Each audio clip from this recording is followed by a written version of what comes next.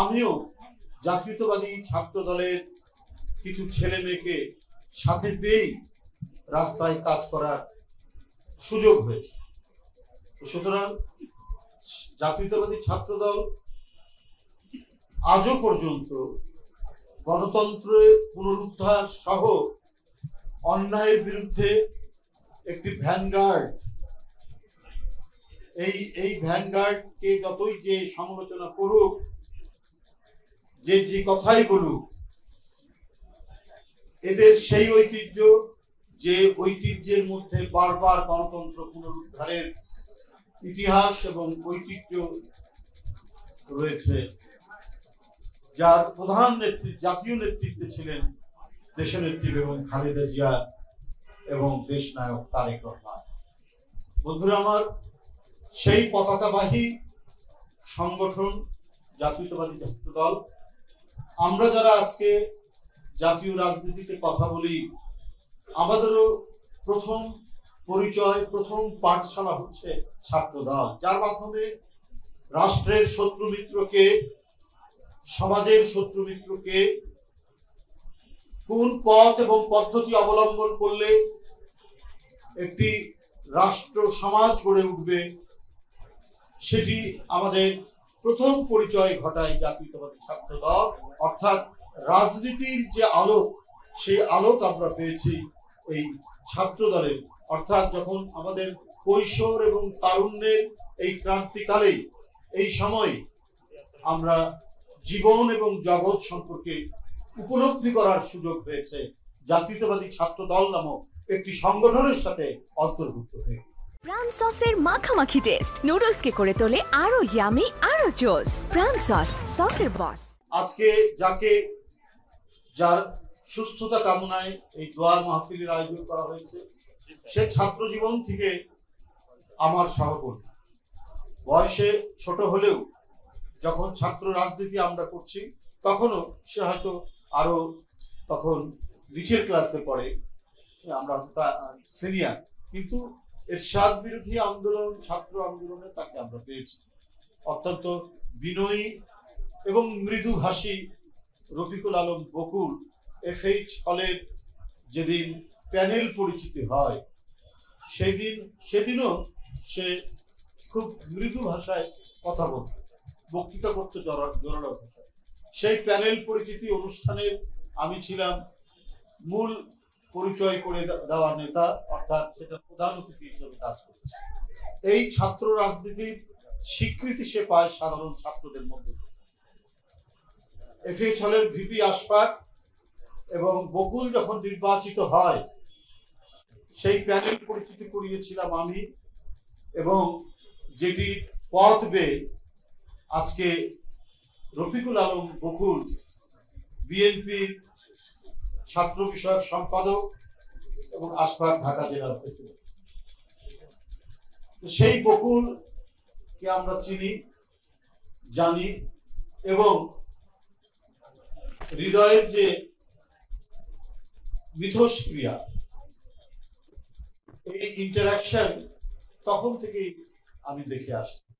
আজকে বাংলাদেশের তরুণ সমাজের প্রতিনিধিত্বকারী একটি শক্তিশালী সংগঠনকে সে অভিভাবকত্ব দান করছে।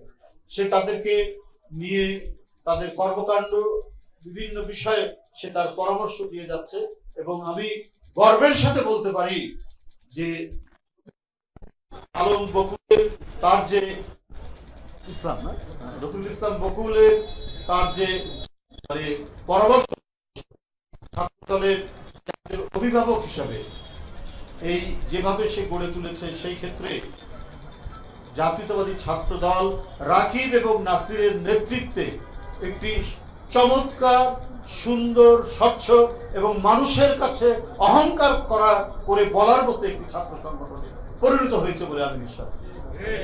আমি সেদিন শহীদ মিনারেও বলেছি, আমি আজও বলছি, এই দুইজনকেই দেখেছি ঢাকা মহানগরের বিভিন্ন প্রত্যন্ত অঞ্চলে সেই তীব্র দুঃশাসনের মধ্যে, সেই পুলিশি শাসনের মধ্যে, গোয়েন্দাদের জালের ভিতরেও জাতীয়তাবাদী ছাত্র দলের ছেলেমেয়েরা তারা যেভাবে এখানে কাজ করেছেন, নেতৃত্ব দিয়েছেন, বিশেষ করে রাকিব এবং নাসিরের নেতৃত্বে যে অনেক জাল বিছালে পড়েও কেউ কেউ যে সেই জাল ছিন্ন করতে পারে, সেই দৃষ্টান্ত সেদিন আমরা দেখেছি। সুতরাং সামনে হয়তো আরো অনেক বাধা আসতে পারে, সামনে হয়তো নানা ধরনের আমাদের চক্রান্ত এবং ষড়যন্ত্রের গভীর খাত তৈরি হতে পারে, কিন্তু আমার বিশ্বাস সেই খাত হাত ধরে পার করে দেওয়ার মতো তারুণ্যের শক্তি নিহিত আছে জাতীয়তাবাদী ছাত্র দলের মধ্যে। আমরা 16 বছরের সংগ্রাম এবং এর আগে এরশাদের সময় 9 বছরের সংগ্রামের সম্মিলিত ঐতিহ্যের ধারক তো জাতীয়তাবাদী ছাত্র দল। শুধুমাত্র জুলাই আগস্টের ধারক তো তারা নয়, জুলাই আগস্টের প্রতিনিধিত্বকারীরা। জুলাই আগস্টে একটি চূড়ান্ত পর্যায়ে উঠেছে, কিন্তু তার আগের যে ভিত্তি রচিত হয়েছে 16 বছরে দেশনেত্রী বেগম খালেদা জিয়ার, তার যে একটি আকুল প্রেরণাদায়ক নেতৃত্বে গণতন্ত্র ফেরানোর অঙ্গীকারে উদ্বুদ্ধ ছিল তো এই জাতীয়তাবাদী ছাত্র দল। সেই জাতীয়তাবাদী ছাত্র দল জুলাই আগস্টে একটি প্রাণ উৎসর্গীকৃত ছাত্র সংগঠনে পরিণত হয়েছে।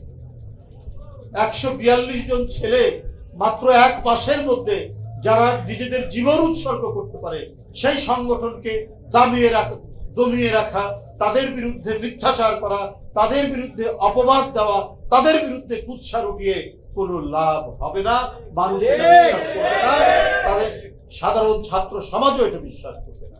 তবে আমি বলবো তোমরা এগিয়ে যাবে, কারণ তোমাদের সাথে রফিকুল ইসলাম বকুলের মতো একজন বড় ভাই তোমাদেরকে সাহচর্য দিচ্ছে, তোমাদেরকে পরামর্শ দিচ্ছে এবং তোমাদেরকে এগিয়ে যাওয়ার জন্য তাগিদ দিচ্ছে।